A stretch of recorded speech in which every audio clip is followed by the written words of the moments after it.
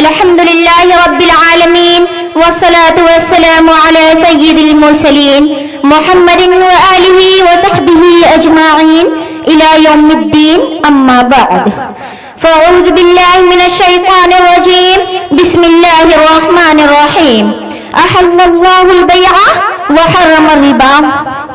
سود کی حرمت ثابت ہے لارت کتاب و سنت سے. سود کی حرمت ثابت ہے لارت کتاب و سنت سے. حق نے خطاب عام کیا یوں دیکھو ساری امت سے. سود کا ایک درہم بھی سنو 36 زنا سے بڑھ کر ہے. سود کا ایک درہم بھی سنو 36 زنا سے بڑھ کر ہے. سود نجس عین سنو یہ 100 سے بھی بدتر ہے. سود کے بارے میں کچھ باتیں پیش ہے گوشے دل سے سنو. سود کے بارے میں کچھ باتیں پیش ہے گوشے دل سے سنو. سود سراپا لعنت ہے اہل ایمان سے بچو. میرے محترم بزرگوں اور قابل صد احترام اور حاضرین مجلس، آج میں اس پاکیزہ محفل میں سود کی حرمت اور اس کے نقصانات کو بیان کرنا چاہتی ہوں. اللہ سے دعا کرے کہ مجھے صحیح بولنے کی توفیق دے، آمین. حضرات، سود ایک ایسا لفظ ہے جس کو خاص و عام جانتا ہی نہیں، بلکہ اچھی طرح واقف بھی ہے کہ سود خوری کا طریقہ دنیا میں آج سے نہیں پیدا ہوا، بلکہ اسلام کے ظہور سے پہلے بھی یہ سلسلہ جاری تھا.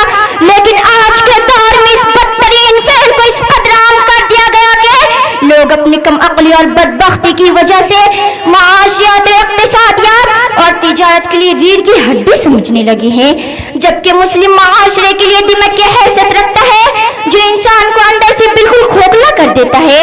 یہ دنیا کا مشاہدہ ہے کہ سود کی نحوست کی وجہ سے ہزاروں لاکھوں خاندان اور فیملی نان شبینہ کی محتاج ہو جاتی ہے. لاکھوں کی جائیداد کوڑیوں کو مل فروخت ہو جاتی ہے. ملت اسلامیہ کے پروانوں، ہم سب کے آقا مولا کملی والے جناب محمد رسول صلی اللہ علیہ وسلم نے سود لینے والے، دینے والے، لکھنے والے اور گواہ بننے والے پر لعنت فرمائی ہے.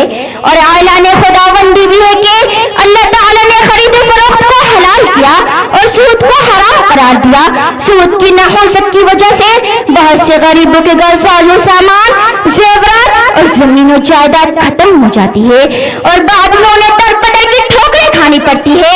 یہ سیٹ مہاجن والے سودی نظام کے ذریعے انسانیت کو سوز مظالم میں ڈھا رہے ہیں اور غریبوں کا خون چوس رہے ہیں اور غریب و نادار کو ہمیشہ غریب رہنے پر مجبور کرتے ہیں. صرف یہی نہیں بلکہ ہمدردی اور غمخواری کی تمام راہوں کو مسدود کر دیتے ہیں. میرے محترم عزیز ساتھیوں، سود لین دین اور کاروبار سے اللہ تعالیٰ کس قدر ناراض ہے اس کا اندازہ اس آیت کریمہ سے لگا سکتے ہیں. ارشاد ربانی ہے، یا ایھا الذین آمنوا اتقوا اللہ وذروا ما بقی من الربا ان کنتم مؤمنین فإن لم تفعلوا فأذنوا بحرب من اللہ ورسولہ. اے ایمان والو، اگر تم واقعی مسلمان ہو تو اللہ اور اس کی رسول سے ڈرو اور تمہارا جو سود باقی رہ گیا ہے اس سے درگزر کر لو. اگر تم ایسا نہ کرو گے تو اللہ اور اس کی رسول سے جنگ کے لیے تیار ہو جاؤ. حضرات گرامی، اب سود کی نحوست اور گناہ کا اندازہ اس حدیث پاک سے لگا سکتے ہیں جس میں آقا مدنی جناب محمد رسول صلی اللہ علیہ وسلم نے فرمایا سود کے 73 درجات ہیں اور ان میں کم سے کم گناہ نعوذ باللہ کوئی اپنی ماں سے زنا کرے.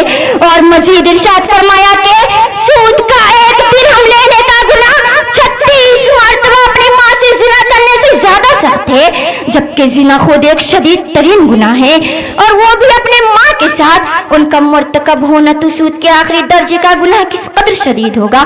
اللہم احفظنا منہ.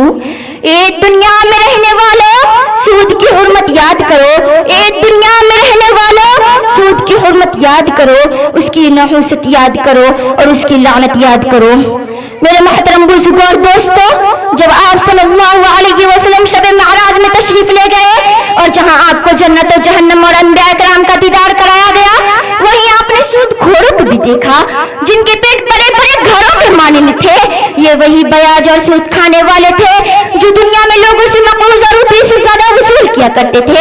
آپ صلی اللہ علیہ وسلم نے فرمایا جب ہم ایک سرخ نہر پر پہنچے تو دیکھا کہ اس کا پانی خون کی طرح سرخ تھا اور کچھ لوگ بمشکل کنارے کی طرف آتے اور فرشتے پتھر لیے بیٹھے رہتے اور زبردستی منہ پھاڑ کر پتھر اس کے پیٹ میں ڈال دیتے۔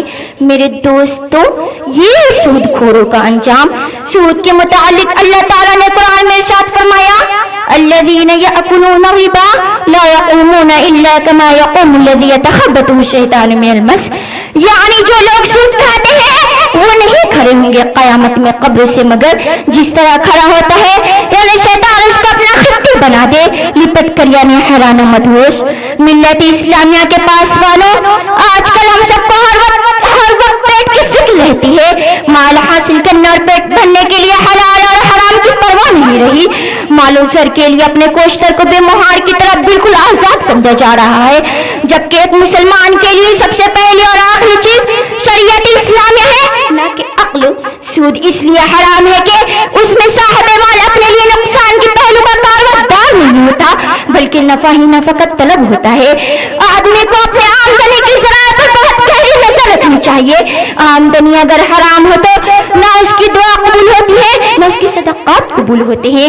اللہ تعالیٰ کا ارشاد ہے، یمحق اللہ الربا ویربی الصدقات، اللہ تعالیٰ سود کو مٹاتا ہے اور صدقات کو بڑھا دیتا ہے۔ سود کا آخری نتیجہ فقر و فقر تنگ دستی میں مبتلا ہونا ہے۔ سود خور خاطر نہ ہی بڑا مالدار کیوں نہ ہو، اس کے مال میں غیر محسوس طریقے پر آفت آتی ہے۔ سماج کی نادار غریب مجبوریوں کا ناجائز فائدہ اٹھانے والوں، کان کھول کر سن لو، تمہیں وہ مال کا ہی فائدہ نہیں پہنچا سکتا اور معاشرے میں تمہیں عزت کی نگاہوں سے نہیں دیکھا جا سکتا۔